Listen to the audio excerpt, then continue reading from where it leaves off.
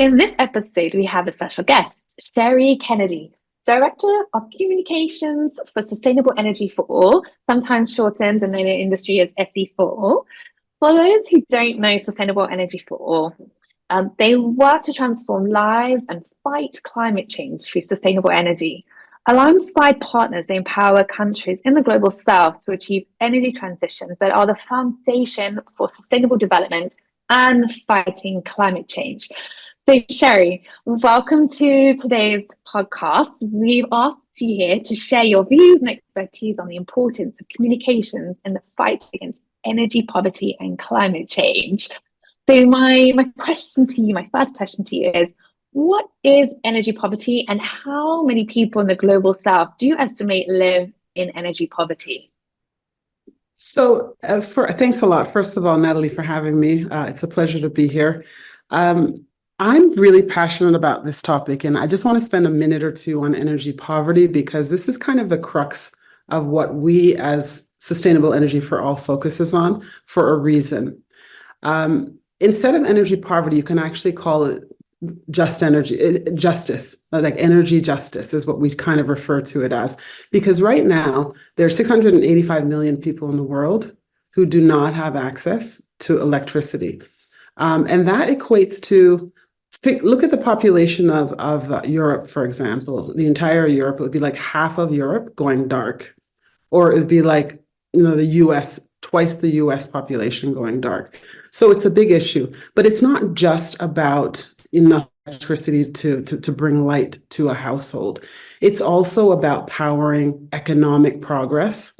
And so that's where the justice piece comes in. If you look at the life cycle of a human being, normally most of us are born in hospitals, in a developed setting where you have access to an incubator, et cetera.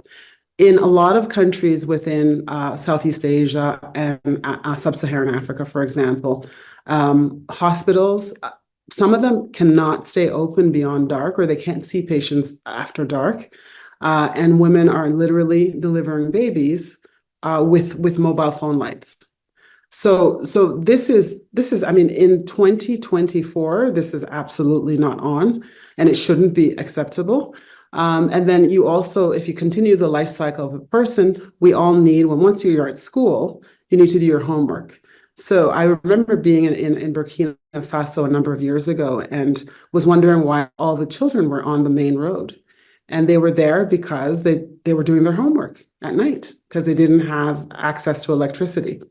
So this obviously is going to impact a child, the lifespan of the child, if they don't have what they need in order to progress in education. So that's that. And then still continuing in the progression of the life cycle of a person, if you look at women and girls, cooking is an issue. So clean cooking affects, as in people who are still using dirty fuels to cook and indoor. This affects roughly 2.8 billion people. 2.1 billion people around the world. A large number are in Sub-Saharan Africa, Southeast Asia. And basically what this means is that women then spend, and girls spend quite a lot of time in the daytime collecting firewood. And that's time that they're not doing other things like maybe going to school, doing their homework. And then they are cooking indoors, and therefore, the health impacts of indoor cooking pollution also impacts girls and babies. So you're looking at 4 million people dying each year because of cooking with dirty fuels. So this is a real problem. And still progressing through the life cycle of a person, if you don't have access to enough electricity, for example, we know a lot of women have side jobs. They have little stores where they sell things. Maybe they sell things to students. They would need a place to keep some of those snacks cold, for example. And that, if they had enough electricity, that could be a way for them to ramp up their business.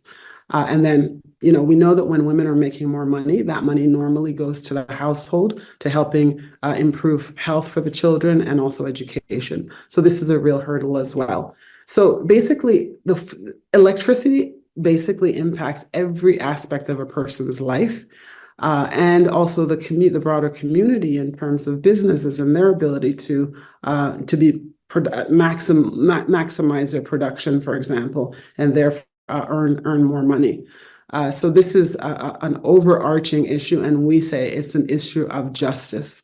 Thank you. I know that there are a lot of stakeholders working together, from government down to government to the private sector, and NGOs obviously in between. Are you seeing any noteworthy companies addressing this challenge through brand initiatives aimed at increasing accessibility and affordability for the underserved? Yeah, so while we don't necessarily like to promote companies specifically, we know that this requires everybody to be at the table to solve this issue. But I'll point out, first of all, some organizations that are doing a brilliant job. One of them is Power Africa, obviously a U.S. initiative. The other one is Global Energy Alliance for People and Planet, which is philanthropy. They're also doing a brilliant job. And in terms of companies, I think Coco Networks stands out for me. They have operations in East Africa, based in Nairobi, based in Kenya, and India as well. They have operations in India. So they started with the premise of, okay, how do we, for once and for all, tackle this issue of dirty cooking, essentially, like the clean cooking issue. And this is something that has been talked about for 30 plus years, right? No one has been able to nail it. So what they did was they focused on the consumer. They went to the consumer and they said, okay, what do you need? And they designed a solution. They co-created a solution with the consumer. They ended up, basically what they do is they use bioethanol fuel for cooking. And so what works in a lot of poorer settings, underdeveloped settings, is this notion of portable energy, right? So for us in developed countries, we have it's centralized, right? It doesn't need to be portable, but there it does need to be portable. So what they did was they brought these kind of portable filling stations to the small corner shops in all of these different communities, and it's all connected through cloud. So people can use their phones basically to track their usage, to fill up when they need to. And then they have point of purchase marketing within the stores, because we know 85% of consumers, make their decisions on the spot, right, in the store. So they're looking at that as well. Then they also have developed a network of folks who are in the value chain, right? So then they're also spreading the economic benefit as well. So I think that these guys have nailed it, just because they put the consumer first, where I think in the development, let's call it the development landscape that I work in, that's not necessarily the case. And that's something that we've tried to do a lot in our work as well. So Coco Networks is one, I think, standout for that reason. The consumer is first. Does your language and messaging differ when you're talking to politicians versus communities? Yeah, definitely. I think you have to look at, you have to first of all start where people are. And so when you talk to a politician, the politician is probably going to be interested in what impacts are you making? What message can I bring back to my constituents to justify the support that I'm giving you, right? So a lot of our language is really couched in impact. And then also putting up front the stories of how we're impacting people's lives. That's key. And then also looking at the opportunities, because even though we're painting this dire situation, I think we're living in a time with the kind of technological advancement that we have, where we have a tremendous opportunity. So, for example, if you look at electrification of health facilities, there's something like, I have some stats as well on that one. 15% of healthcare facilities, I think, in Africa do not have access to electricity at all. And we're talking, so this impacts largely Southeast Asia and Africa. This problem can be solved with $5 billion. So it's doable, right? It's completely doable. We've electrified 6 hospitals in Sierra Leone recently, and we're on track to electrify a total of 25 health facilities. Have seen a huge difference now. Those hospitals, largely in Freetown, are basically now becoming hubs for people because they know that they can go there at midnight, right? They can go there any time of the day or night. So a lot of this is actually doable, and so we like to also showcase the opportunities, right, for people to make a difference. There's a lot of companies out there who it's not just about the bottom line. I think more and more people are starting to see the imperative and the importance of, you know, focusing on climate, right? Because it's going to impact all of us, including private companies and their bottom line.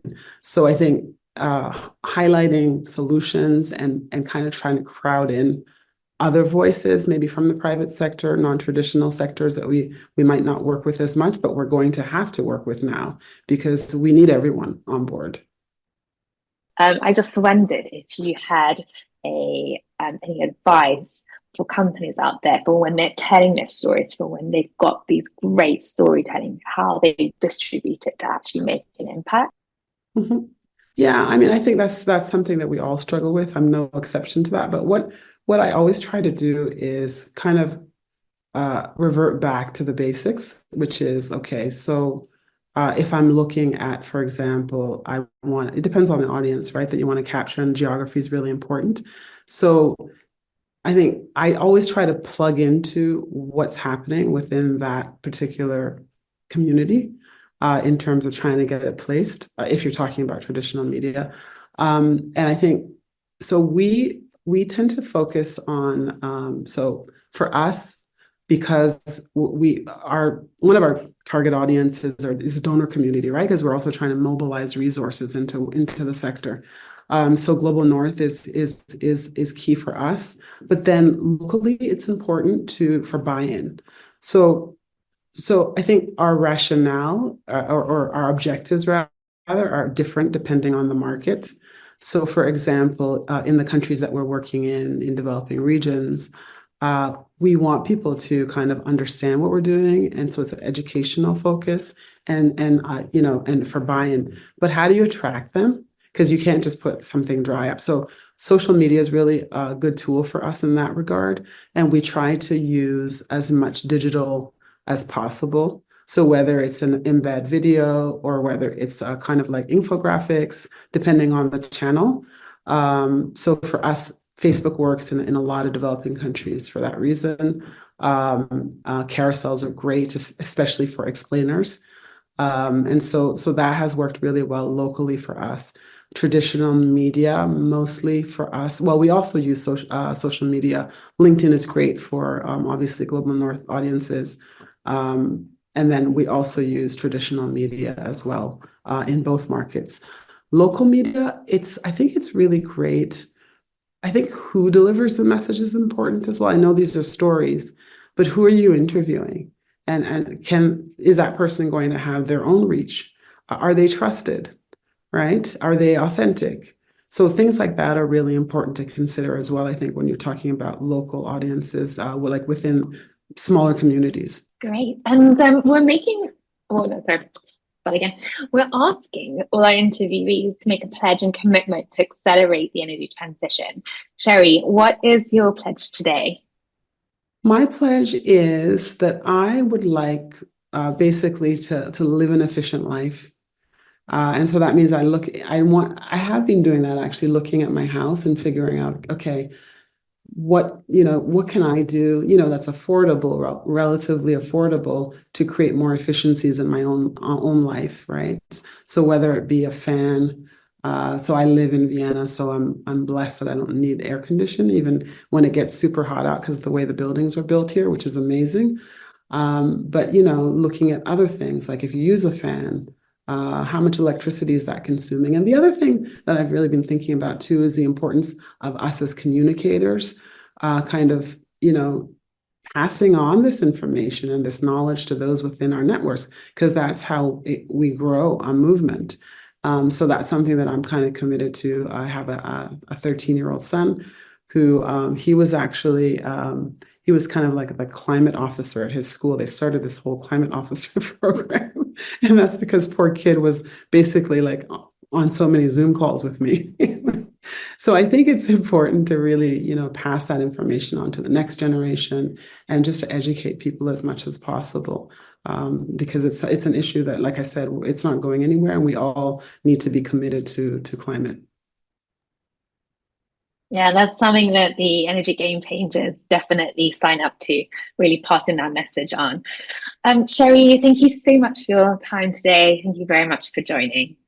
Great. Thanks, Natalie.